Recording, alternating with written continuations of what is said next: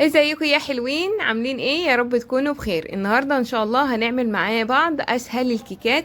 كيكه الرواني بطريقه سهله وبسيطه، مش هتاخد منك وقت ولا مجهود، وهتطلع بالجمال والشياكه والحلاوه والطعامه دي. تقدري تقدميها لضيوفك او تاخديها معاكي لو انت خارجه.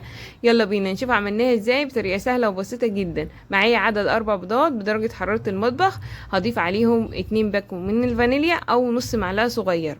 عندي كوبايه من الزبادي او اللبن الرايب، حاجه من الاتنين، يا زبادي يا لبن رايب، بتبقى تحفه جدا. معايا كوبايه الا ربع من السكر.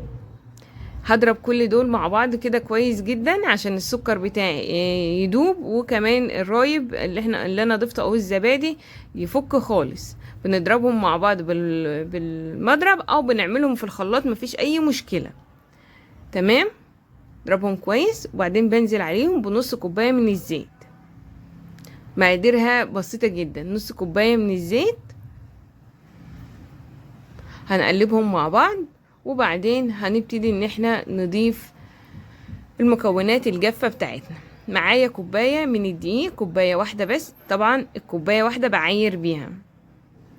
مقاس الكوباية 1 كوباية من الدقيق، بنخلها كده عشان ادخلها هوا. معايا كوباية من سميد البسبوسة السيمولينا، كوباية واحدة من سميد البسبوسة. بضيف باكو من الكيك شيف او البيكنج باودر. طبعا ذرة الملح في اي كيكات بنعملها ما ننساهاش لانها بتحلي الطعم جدا. هبتدي ان انا اخلطهم مع بعض كده، ان انا اديهم تقليبة اهو زي ما انتم شايفين. جربوها، سهلة وبسيطة. طبعا انا مشغلة الفرن قبل ما اشتغل في الكيكة على درجة حرارة 180 عشان على ما اخلص الكيكة يكون الفرن بتاعي سخن.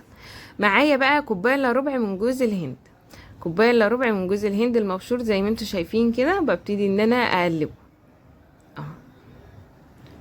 بجد خطيرة، طعمها في منتهى اللذاذة. بقلب لحد كده كله ما يتجانس مع بعضه، وبجيب بقى البايركس بتاعي او الصينية اي حاجة. الصينية بتاعتك مدورة مربعة كله شغال. بدهنها بالزيت، زيت بس، وبعدين بحطش دقيق، بحط سيمولينا، بحط دقيق، بحط سميد. بغلفها بالزيت والسميد وبعدين بنزل بالخليط بتاعي كده زي ما انتم شايفين، وهزها هزتين واخبطها خبطة بسيطة كده. وبدخلها الفرن على درجة حرارة 180 اللي مسبق التسخين من قبل ما نعمل الكيكة.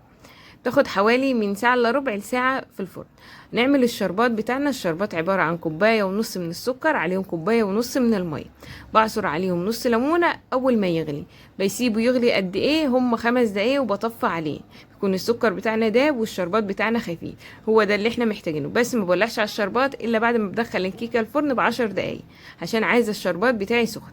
بعد الكيكه ما بتطلع من الفرن بالجمال والحلاوه دي بختبرها طبعا، اتاكد ان هي استوت، بطلعها من الفرن. ببتدي انزل عليها بالشربات زي ما قلت لكم، الشربات سخن والكيكه سخنه. بنزل عليها بالشربات كده زي ما انتم شايفين. طبعا هي بتشرب منك على طول زي ما انتوا شايفين، ما فيهاش اي حاجه. شربت كل الشربات اللي احنا حطيناه، وده المظبوط بتاعها. لو انت عايزاها حلوه زياده دي كده مظبوط. لو في ناس بقى بتحب الحاجات المسكره حط كوبايتين من السكر. تمام. بسيبها تبرد تماما، ما بقطعهاش ابدا وهي سخنه. بسيبها تبرد وبعدين ببتدي ان انا اقطعها كده زي ما انتوا شايفين، اي تقطيعه بقى انت حباها. وبرش عليها جوز الهند من فوق باي طريقه برضو انت حباها. الطريقه العشوائيه ترشيه كله على الوش، تحط على كل قطعه انت وراحتك. بجد بيبقى حلو وشكله جميل وبيديها شياكه كده، تحس ان هي ايه، بنت ناس وحاجه قيمه. زي ما انتوا شايفين ابتديت اوزعه كده على كل مربع حبه من جوز الهند. ابتدي اطلع كده عشان اوريها لكم بقى. بصوا ما شاء الله تبارك الله، الف هنا وشفا. بجد جميله وخطيره، لازم تجربوها. في ناس كتير ما بتعملهاش، جربيها تعجبك جدا. شايفين التسوية عاملة ازاي؟ شايفين هشة ما شاء الله تبارك الله، بألف هنا وشفا. بصوا فرن مظبوط على درجة حرارة 180. اشوفكم في فيديو جديد. باي باي.